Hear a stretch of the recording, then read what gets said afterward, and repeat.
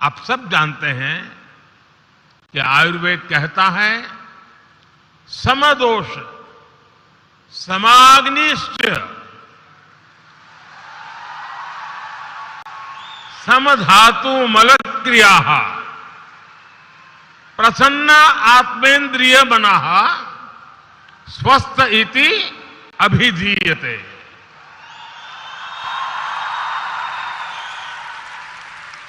अर्थात जिसके शरीर में संतुलन हो, सभी क्रियाएं संतुलित हो और मन प्रसन्न हो, वही स्वस्थ है। इसलिए आयुर्वेद इलाज से आगे बढ़कर वेलनेस की बात करता है, वेलनेस को प्रमोट करता है।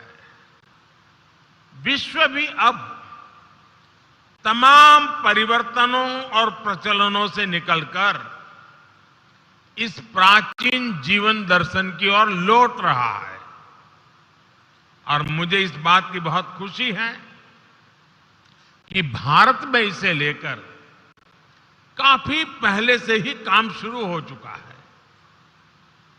जब मैं गुजरात में मुख्यमंत्री के रूप में काम करता था, हमने उस समय से ही आयुर्वेद को बढ़ावा देने के लिए कई प्रयास शुरू किए थे।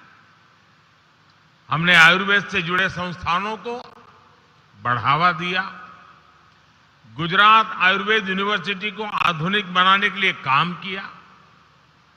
उसका परिणाम है कि आज जामनगर में WHO की तरफ से विश्व का पहला और इकलौता global centre for traditional medicine खोला गया है।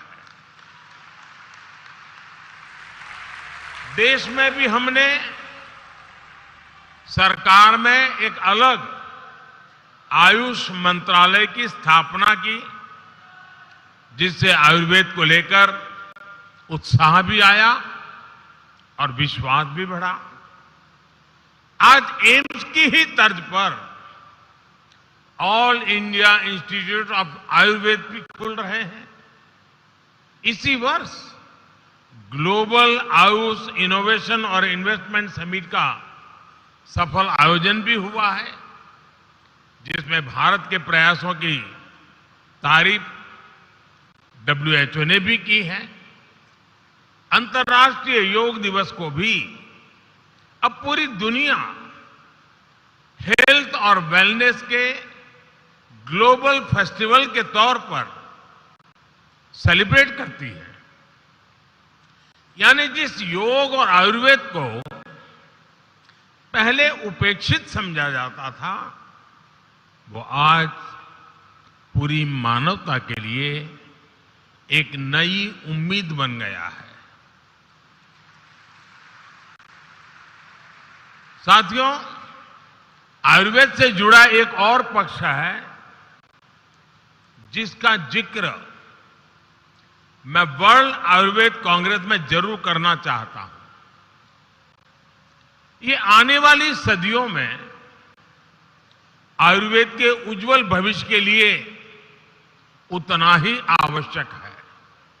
साथियों, आयुर्वेद को लेकर वैश्विक सहमति, सहजता और स्वीकार्यता आने में इतना समय इसलिए लगा क्योंकि आधुनिक विज्ञान में आधार, एविडेंस को, प्रमाण को माना जाता है।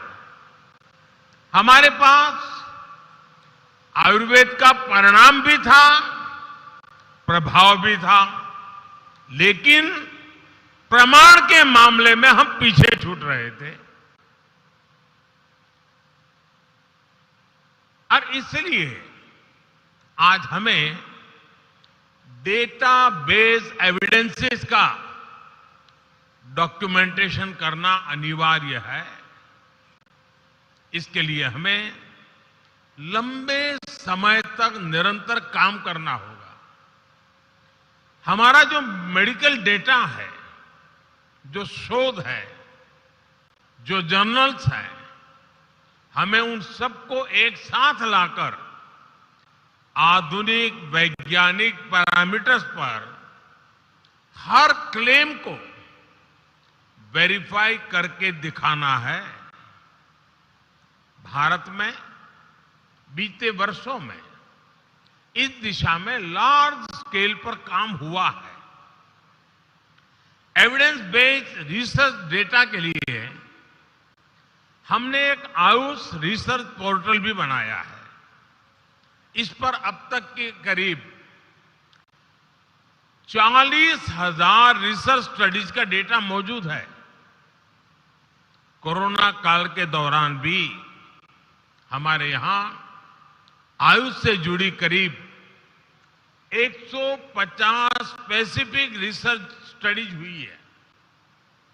उस अनुभव को आगे बढ़ाते हुए अब हम नेशनल आयुष रिसर्च कंसोर्टियम बनाने की दिशा में भी आगे बढ़ रहे हैं। भारत में यहां एम्स में सेंटर फॉर इंटीग्रेटेड मेडिसिन जैसे संस्थानों ने भी योग और आयुर्वेद से जुड़ी कई महत्वपूर्ण रिसर्च हो रही है। मुझे खुशी है कि यहां से निकले आयुर्वेद और योग से जुड़े रिसर्च पेपर्स प्रतिष्ठित इंटरनेशनल जर्नल्स में पब्लिश हो रहे हैं।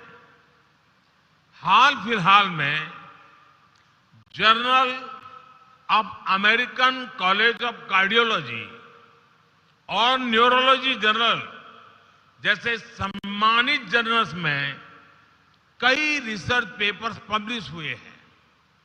मैं चाहूंगा वर्ल्ड आयुर्वेद कांग्रेस के सभी प्रतिभागी, सारे देश भी आयुर्वेद को वैश्विक प्रतिष्ठा दिलाने के लिए भारत के साथ आए, कोलैबोरेट करें और कंट्रीब्यूट करें। भाइयों और बहनों, आयुर्वेद की एक और ऐसी खूबी है जिसकी चर्चा कम ही होती है। कुछ लोग समझते हैं कि आयुर्वेद सिर्फ इलाज के लिए है, लेकिन इसकी खूबी ये भी है, आयुर्वेद हमें जीवन जीने का तरीका सिखाता है।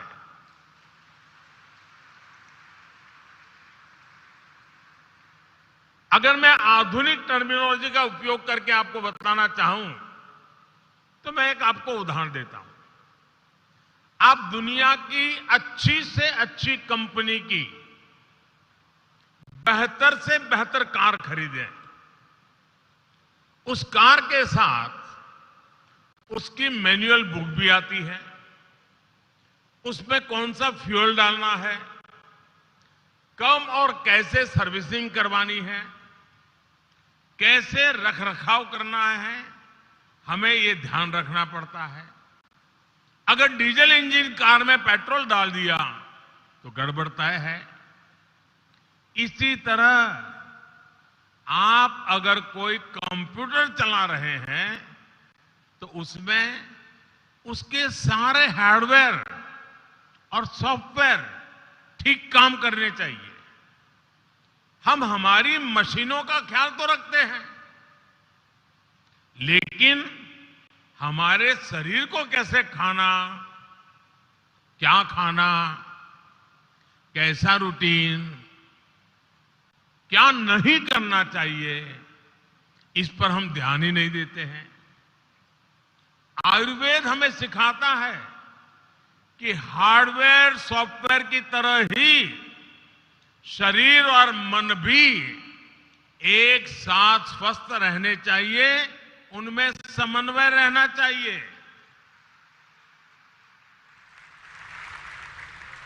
उदाहरण के तौर पर आज प्रॉपर स्लीप मेडिकल साइंस के लिए एक बहुत बड़ा विषय है, लेकिन आप जानते हैं महर्षि चरक जैसे आचार्यों ने सदियों पहले इस पर कितने विस्तार से लिखा है, यही आयुर्वेद की खूबी है।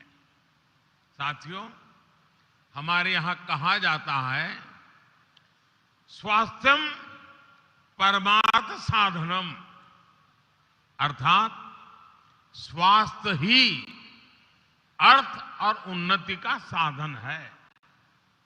ये मंत्र जितना हमारे व्यक्तिगत जीवन के लिए सार्थक है, उतना ही प्रासंगिक अर्थव्यवस्था के नजरिए से भी है। आज आयुष के क्षेत्र में असीम नई संभावनाएं जन्म ले रही है। आयुर्वेदिक हर्ब्स की खेती हो, आयुष मेडिसिन की मैन्युफैक्चरिंग और सप्लाई हो, डिजिटल सर्विसेज हो, आयुष स्टार्टअप के लिए इनमें एक बड़ा स्कोप है। भाइयों और बहनों, आयुष इंडस्ट्री की सबसे बड़ी ताकत यह है कि इसमें हर किसी के लिए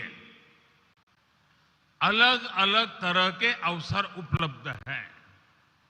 उदाहरण के तौर पर आज भारत में आयुष के क्षेत्र में करीब 40,000 ऐसे एमएसएमई, लघु उद्योग अनेकविध प्रोडक्ट दे रहे हैं, अनेकविध इनिशिएटिव ले रहे हैं।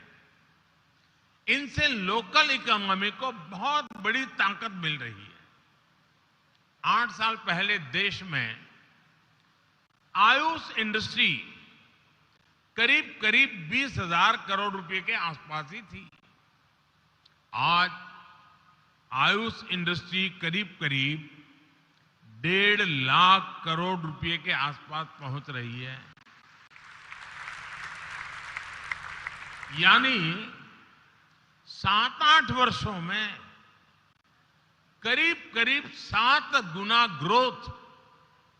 आप कल्पना कर सकते हैं आयुष अपने आप में कितनी बड़ी इंडस्ट्री, कितनी बड़ी इकोनॉमी बनकर उभर रहा है।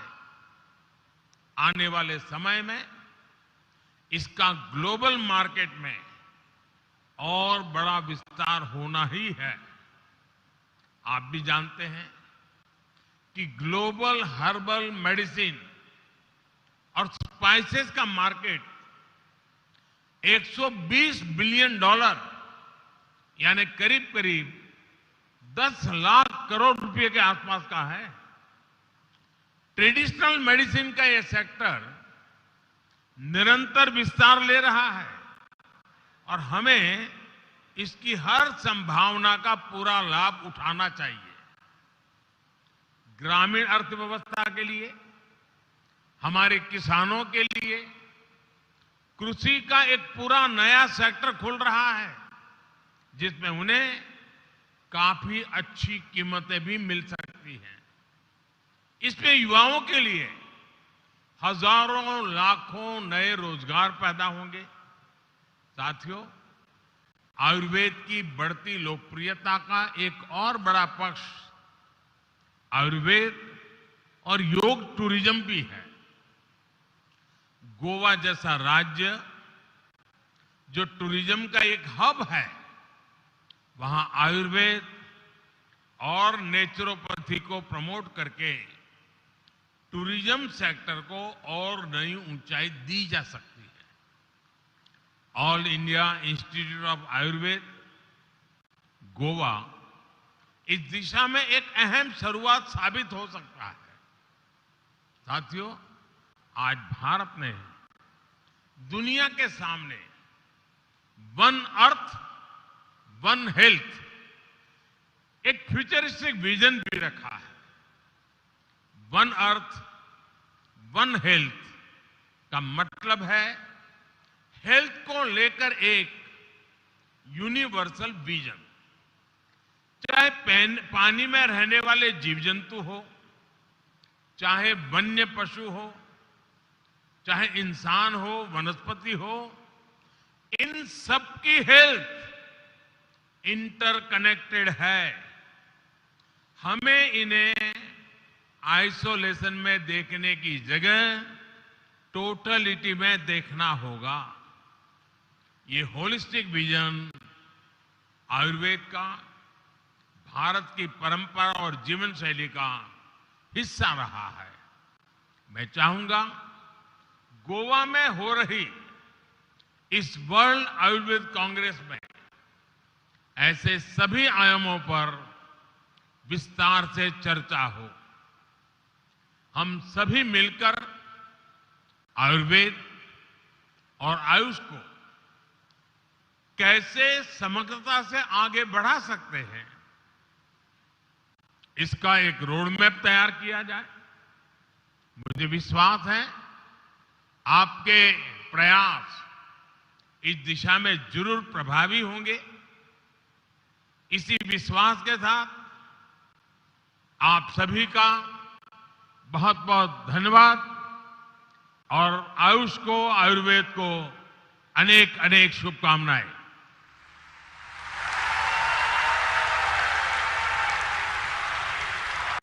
बहुत बहुत धन्यवाद माननीय प्रधानमंत्री जी, आपके एक्सपीरियंशियल विचारों और आपके पथ प्रदर्शक विचारों से हमारा मार्ग प्रशस्त करने के लिए। बहुत